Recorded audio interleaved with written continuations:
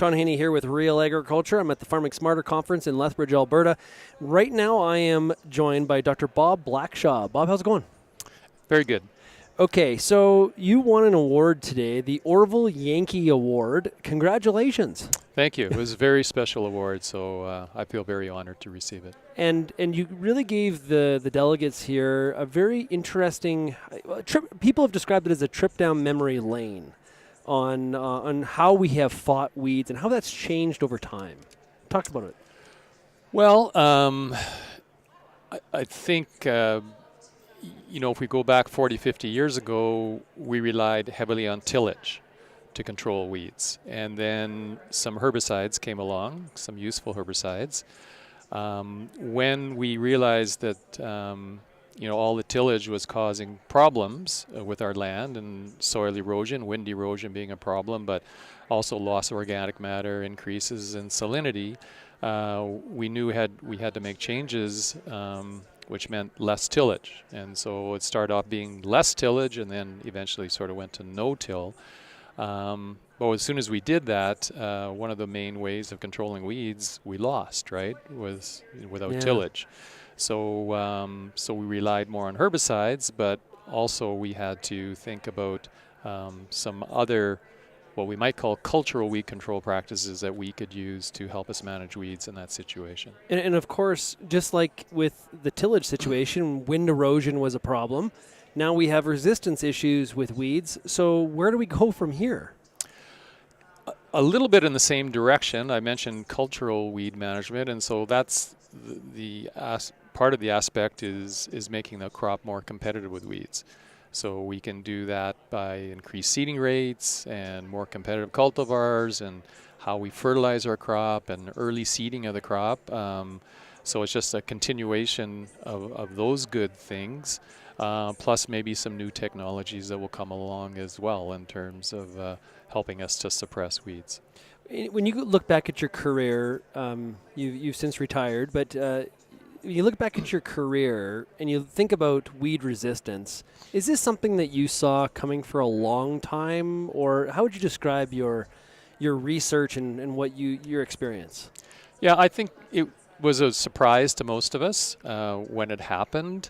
There was some resistance issues occurring with insects and some plant diseases before it happened in weeds, and so the scientific community was aware of the possibility, but when it actually happened in weeds, then it was a big surprise, and there was actually quite a bit of denial when it first happened by everybody in the community. So by the companies selling those products, but also by growers and even several scientists that thought, well, no, it can't be. It's due to weather conditions, or it's due to misapplication, or all kinds of other things. And then we realized that no, that's not true. There is resistance, and we've learned a lot over the years in terms of what drives resistance, and then hopefully what we can do to mitigate it, but not eliminate it. So. And we've had similar experiences with diseases like fusarium and for clubroot. It's very interesting that denial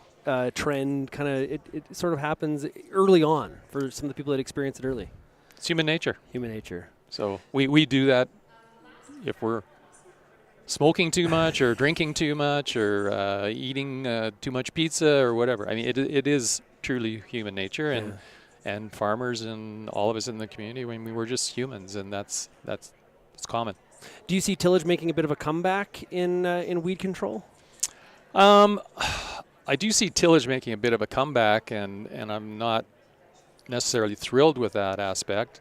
I think more people are thinking about it for residue management, and in some areas there's been extremely wet conditions and flooded fields, and that means ruts in fields, and you almost have to go in to do a little bit of tillage to level the land and get it back into productivity.